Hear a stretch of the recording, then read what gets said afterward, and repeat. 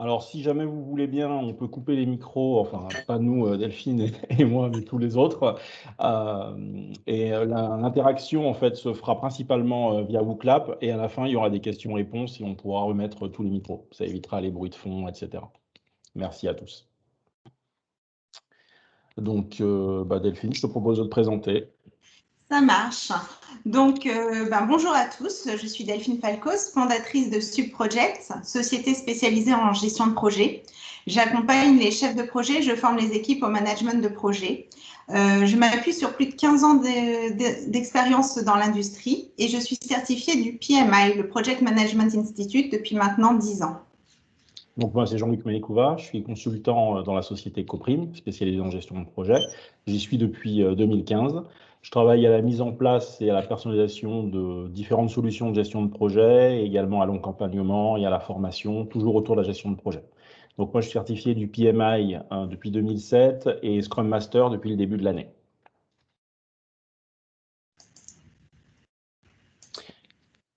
Donc, on va casser le suspense tout de suite. Un chef de projet certifié, ce n'est pas indispensable à la réussite d'un projet. Mais on peut aussi dire qu'un chirurgien non diplômé pourrait réussir une opération difficile. On a aussi entendu parler de pilotes sans licence de vol qui ont transporté des passagers. Mais même s'ils étaient potentiellement bons dans leur domaine, lorsqu'on a affaire à des choses importantes, on préfère généralement avoir affaire à des professionnels qui sont expérimentés, mais aussi qui ont reçu une validation généralement d'un organisme aussi reconnu que possible.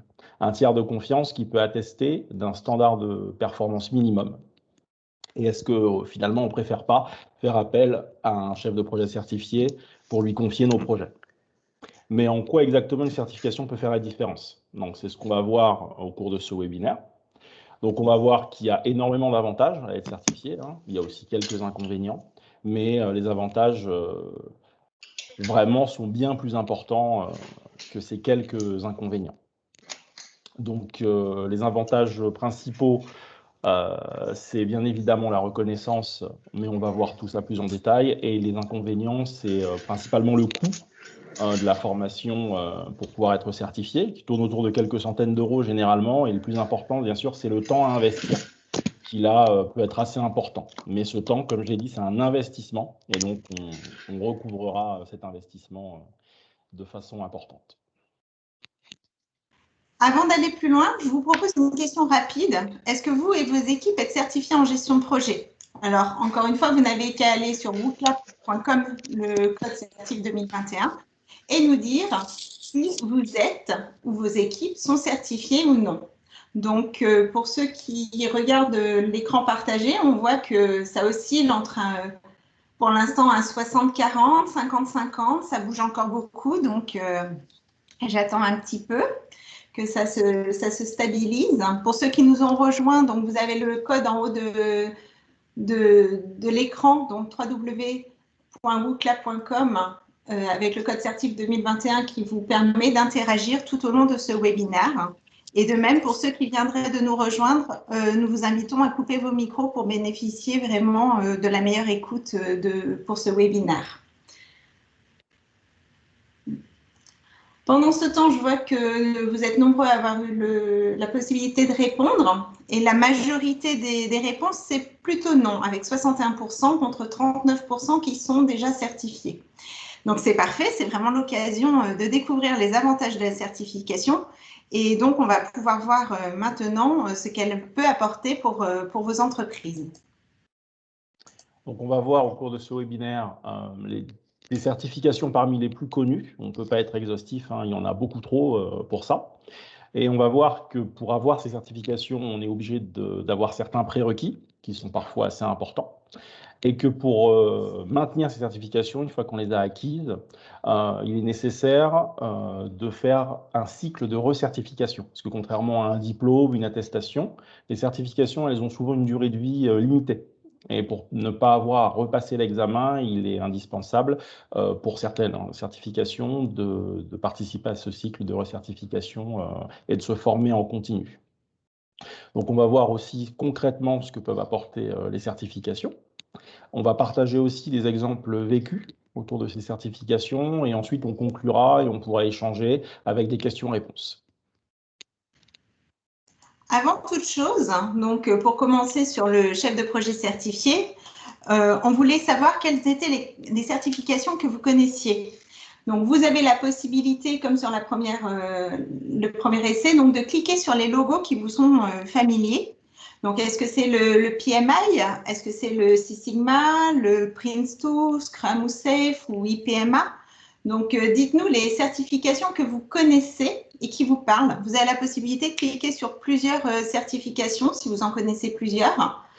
Ça va nous permettre de connaître un peu les connaissances de des participants.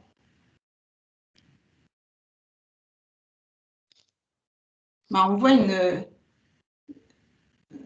une forte majorité pour le PMI, Prince2, Scrum, Safe, Six Sigma, finalement, les 5 premières. IPMA, un petit peu moins connu. Une seule personne connaît cette certification. Jean-Luc, si tu nous en parlais plus en détail. Tout à fait. Alors, comme je l'ai dit précédemment, il y a de nombreuses certifications. Donc, on va parler aujourd'hui de celles qui sont offertes au niveau individuel, même s'il y en a aussi qu'on peut passer au niveau global d'une entreprise. Donc, toutes ces certifications, elles attestent d'un niveau de connaissance, parfois de compétence également, dans une certaine méthode. Cette méthode, elle se veut éprouvée, parce qu'elles ont été développées au sein d'organisations de renommée internationale, et elles sont tirées de l'expérience terrain de beaucoup de pratiquants à travers le monde entier.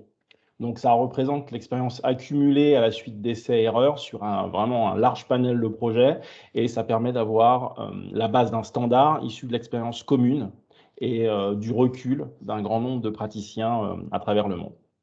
Donc, quelle que soit la certification, à minima offerte par un organisme reconnu, les chefs de projet qui sont certifiés et les organisations avec lesquelles ils ou elles collaborent vont en tirer des bénéfices. Donc, pour les plus connus, on a vu, il y a le PMI, le Project Management Institute. C'est une association à but non lucratif qui a été créée en 1969. Aujourd'hui, elle compte environ 600 000 membres répartis dans plus de 80 pays.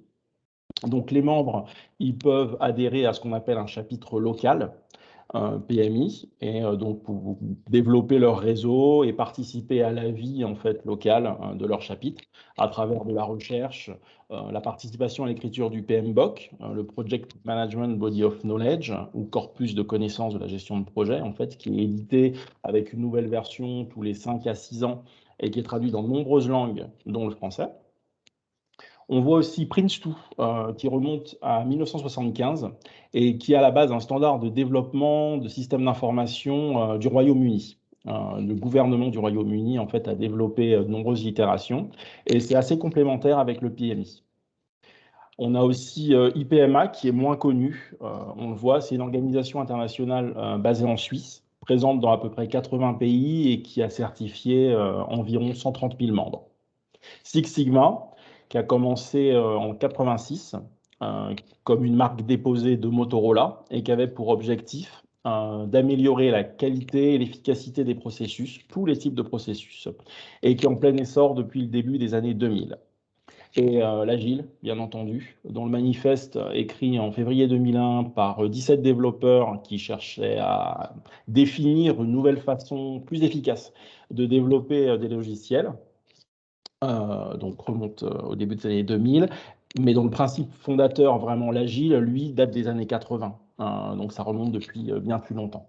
Le plus connu, enfin la plus connue des méthodes agiles, c'est le Scrum, qui est aujourd'hui géré par 2 organisations, donc Scrum.org et Scrum Alliance, mais on a aussi le SAFE qui se distingue de Scrum par le fait qu'il se concentre sur les très grandes organisations. Donc c'est ce qu'on appelle du Scrum à l'échelle, généralement, de l'agilité à l'échelle. Donc on va voir maintenant avec Delphine les prérequis nécessaires. En effet, toute certification exige de solides prérequis.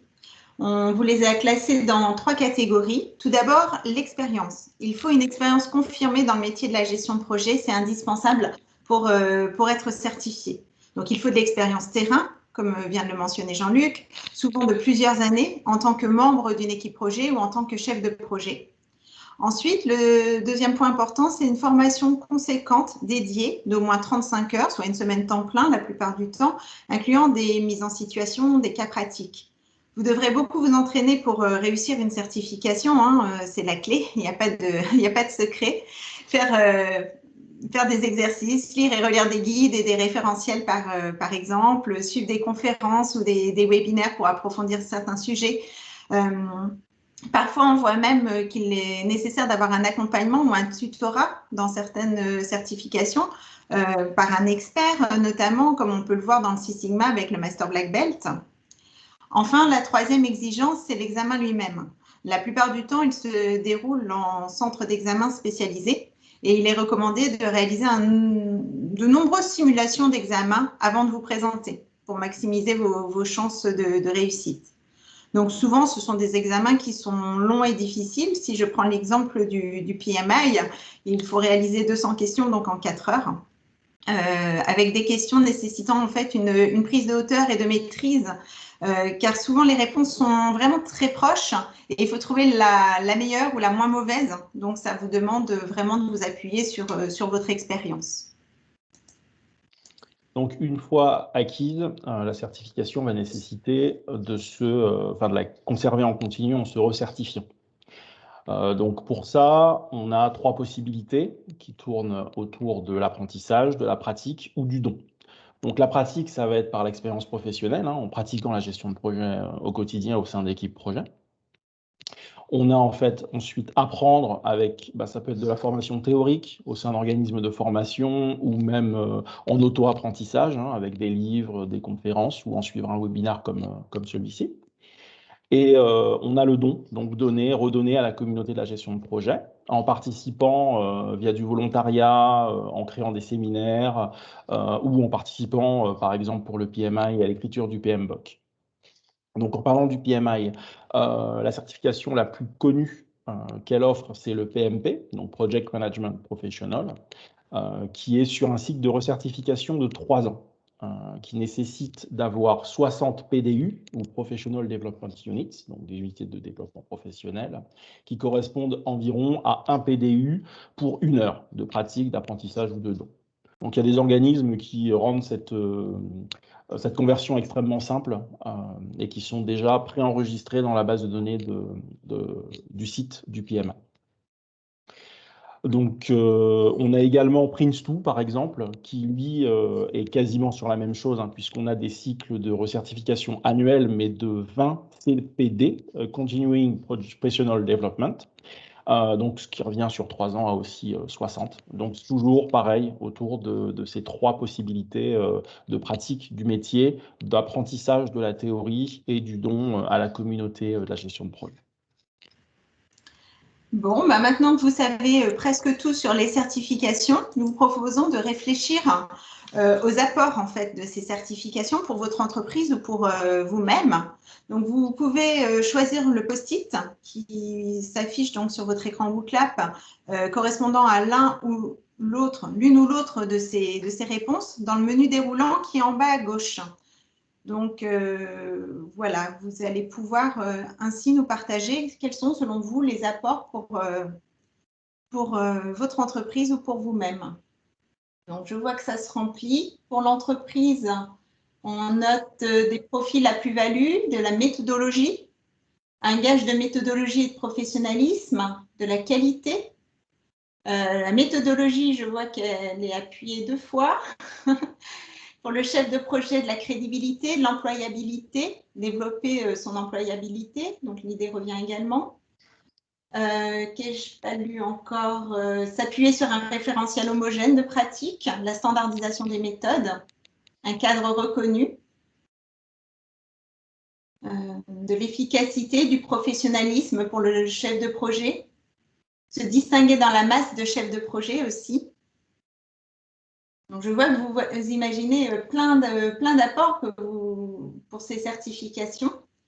Voilà. Le temps est écoulé. Qu'avais-je pas noté peut-être s'appuyer sur un référentiel homogène de pratique, développer un gage de méthodologie, de professionnalisme. Je crois que j'ai rien oublié.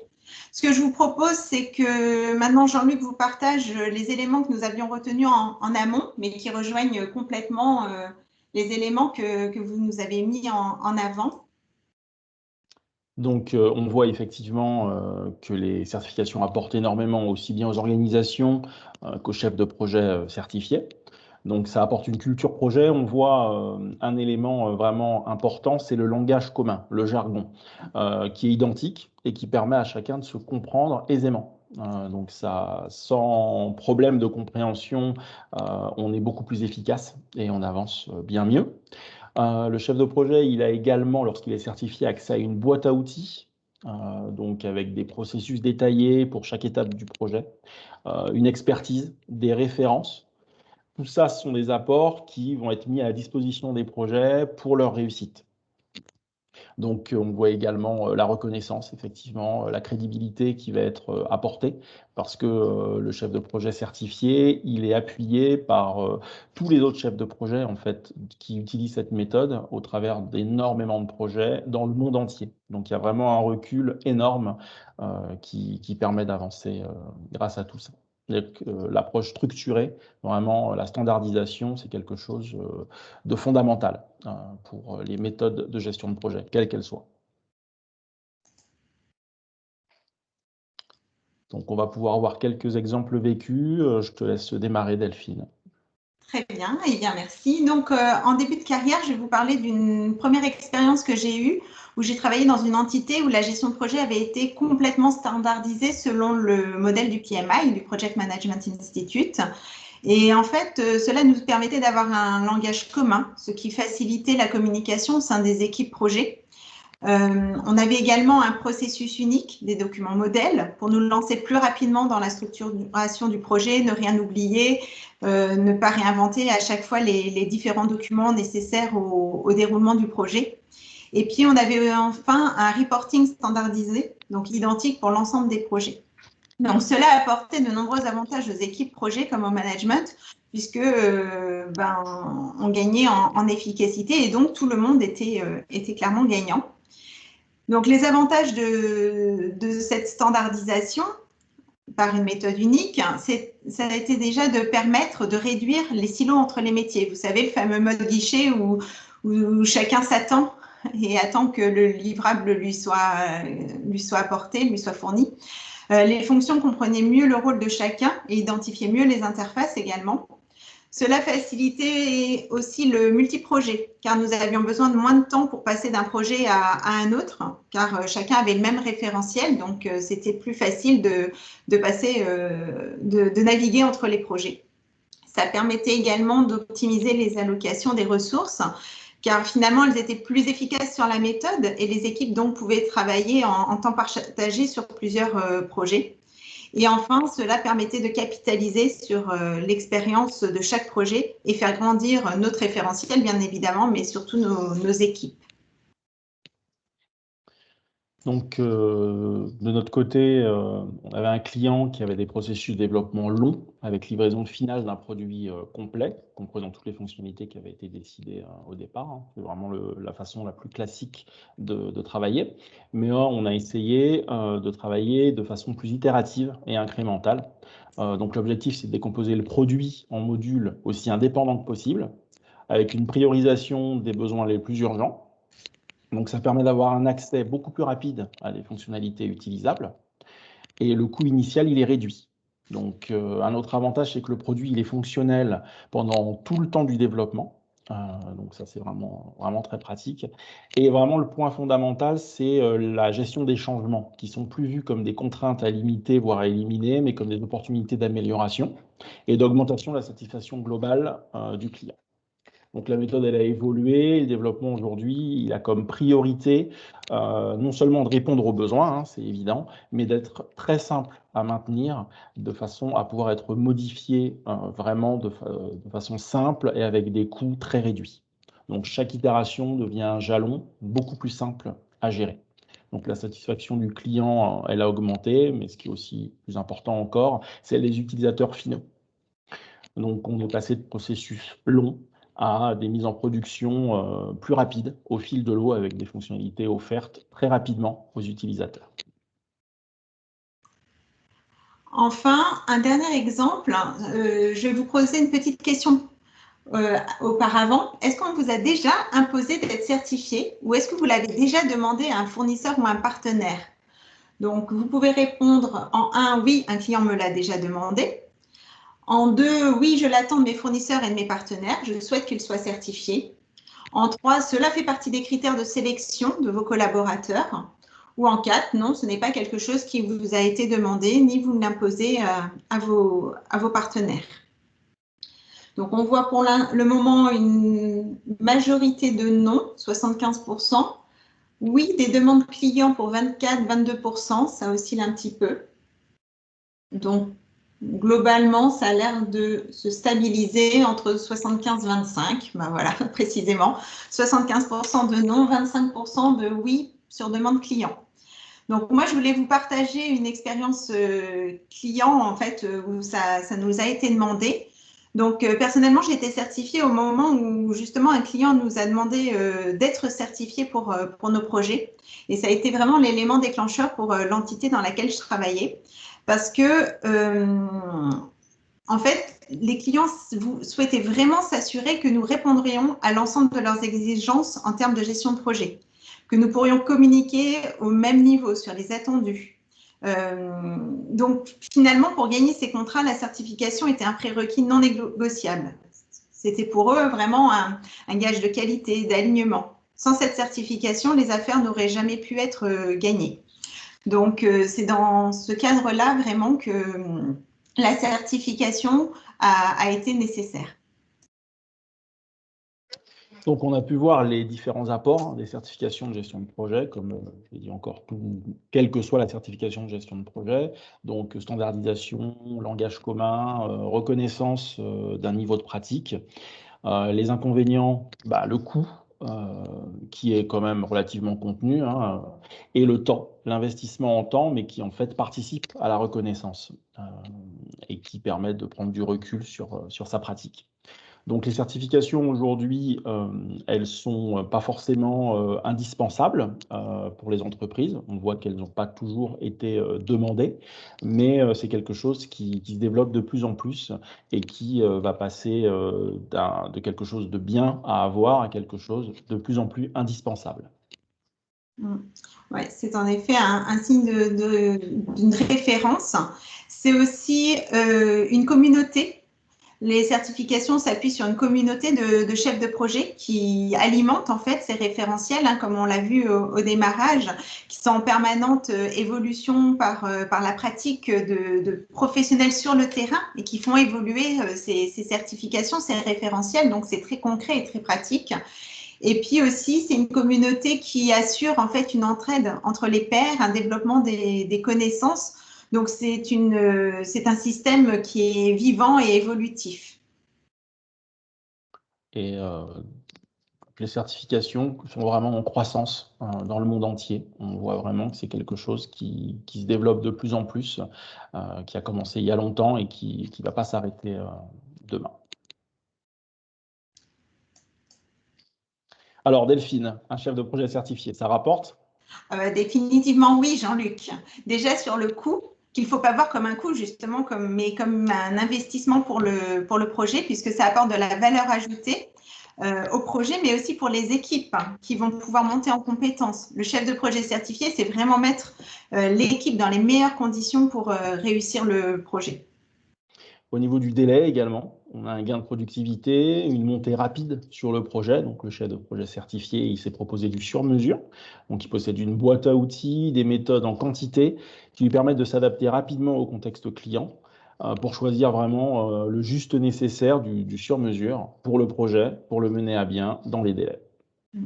Et enfin, en termes de qualité, par la formation permanente, c'est vraiment un gage d'innovation avec des méthodes récentes. Le chef de projet certifié connaît les derniers outils collaboratifs, l'agilité, donc il peut en faire profiter les projets qui l'accompagnent.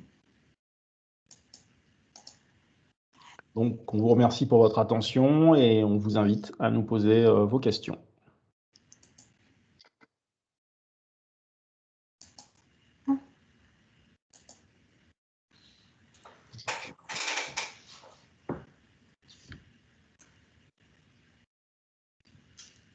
Je n'ai pas regardé le chat en direct. Je ne sais pas s'il y a des questions qui Dans le ont… chat, non, je n'en vois pas.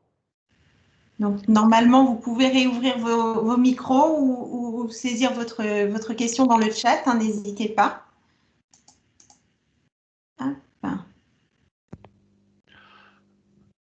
Bonjour, vous m'entendez? Oui, Oui, parfaitement. Dans quel domaine, dans quel secteur professionnel, est-ce qu'il y a des secteurs professionnels de prédilection pour l'usage de chefs de projet certifiés? Donc, pas vraiment. En fait, c'est vraiment quelque chose qui se retrouve dans tous les secteurs, dans l'industrie, dans l'informatique, vraiment partout. C'est quelque chose. Il y a des certifications qui vont être plus connues dans certains secteurs, par exemple Six Sigma dans le secteur industriel, mais elles peuvent vraiment être bénéfiques dans tous les domaines. Je ne sais pas ce que tu en penses, Delphine.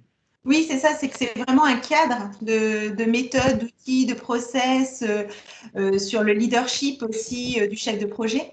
Et du coup, c'est comme une sorte de boîte à outils qu'on peut transposer aussi bien dans le bâtiment, dans l'industrie, dans l'IT.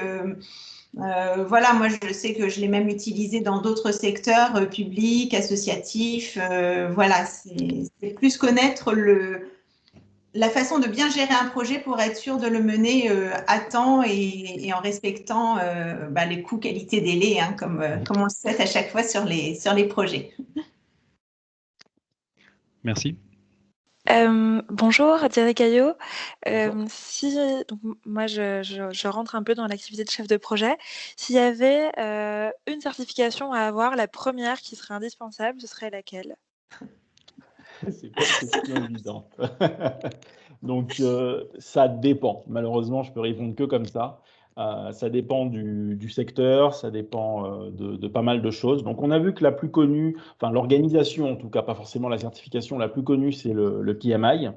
Et aujourd'hui, l'agilité prend de plus en plus d'ampleur avec Safe et Scrum, c'est un nom qui parle. Donc, si jamais c'est pour avoir un tampon, on va dire, de quelque chose qui est connu et qui va faire tilt à l'oreille d'un recruteur, on va dire PMI agile.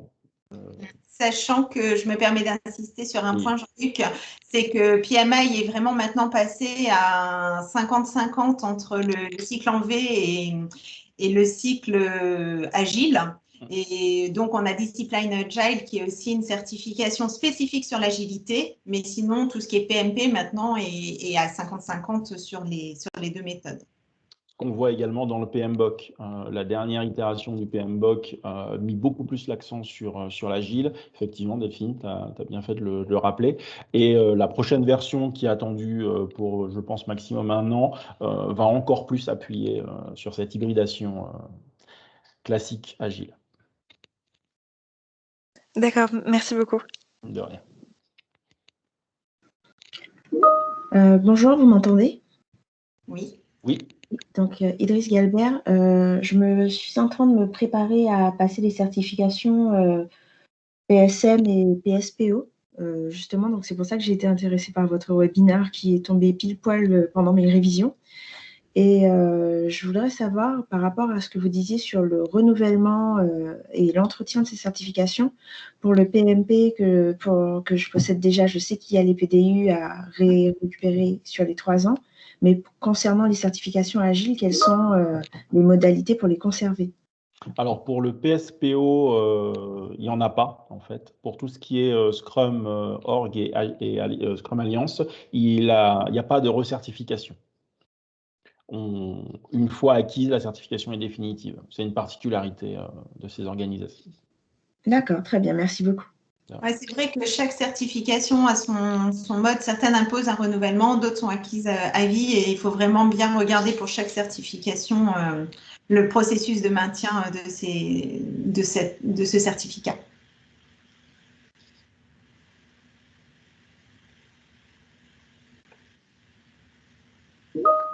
Autre question, je me permets, vu qu'il y a aussi maintenant la PMI ACP qui est très orientée agile justement, en matière de reconnaissance, j'imagine qu'il doit y avoir une préférence selon vos expériences entre ce qui sort de l'association Scrum Alliance ou Scrum Org et le PMI.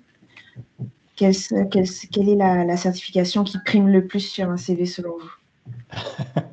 Encore une fois, c'est une question difficile. En fait, toutes ces organisations ont des avantages et des inconvénients. Donc, il faut aller vers celle qui a, enfin, on va dire, avec laquelle on a le plus d'atomes crochus. C'est vraiment un choix personnel. Elles sont toutes connues, toutes reconnues, et elles offrent toutes de nombreux avantages. Donc, il faut vraiment regarder sur les modalités d'examen, les prérequis, parce qu'on les aura peut-être pour certains organismes et pas pour d'autres, sur les recertifications, etc. Et faire ce choix. Mais on ne peut pas se tromper, en fait. Quelle que soit la certification choisie, ce sera vraiment reconnu. Il n'y a pas d'inquiétude à avoir à ce niveau-là sur celles qui ont été citées notamment. Après, pour compléter, personnellement, pour moi, j'ai celle du PMI. Ce que j'aime vraiment dans cette certification, c'est le réseau. C'est que je fais partie de l'association pour la France, pour le chapitre France et plus particulièrement pour la Nouvelle-Aquitaine. Et il y a une vraie animation, il y a une vraie communauté de pairs où on échange toutes les 2 semaines ensemble, on partage, on travaille ensemble collaborativement sur des projets et tout ça. Et je trouve que c'est une vraie richesse aussi d'échanger avec d'autres chefs de projet. Parfois, on peut le faire au sein de son entreprise, mais parfois, il n'y a pas une communauté de chefs de projet très développée au sein de l'entreprise. Ça dépend de sa taille, de son secteur. Et du coup, de pouvoir échanger avec d'autres pairs et puis de manière plus neutre, en fait, dans un autre contexte, je trouve que c'est intéressant. Du coup, je mettrai aussi cet élément en avant parce que, comme l'a dit Jean-Luc, elles sont toutes reconnues. Je travaille à l'étranger. Voilà, on peut nommer n'importe laquelle. Tout le monde les connaisse. Après, ce qui est intéressant aussi, c'est de savoir comment l'association fait vivre sa communauté. Merci beaucoup, en tout cas. Je vous en prie. On peut peut-être prendre une dernière question encore, si... Moi, ce sera juste une précision. Là, la certification que vous avez passée, où il y a vraiment un réseau et une communauté autour, c'est la PMP de PMI, c'est ça? Oui, pour ma part, super. c'est oui. Merci beaucoup. Il y a des chapitres locaux, en fait, une antenne par pays et parfois même une sous-décomposition géographique, ce qui permet de discuter avec des professionnels de sa région, ce qui est très intéressant, effectivement, pour le réseau professionnel. Donc, on espère avoir répondu à toutes vos questions et apporté suffisamment d'informations. Bon courage à ceux et celles qui vont passer les certifications prochainement. Merci beaucoup. Il ne faudra pas hésiter à nous les faire savoir. Ça nous fait toujours plaisir quand on sait qu'il y a des nouveaux certifiés en France. Donc, merci en tous les cas à vous pour votre attention. Et en effet, on espère que cela vous aura apporté à tous. Merci à vous. Très bonne journée en tout cas. Merci. Merci. Bonne journée à tous. Bonne journée. Au revoir. Merci à vous. Très bonne journée. Merci.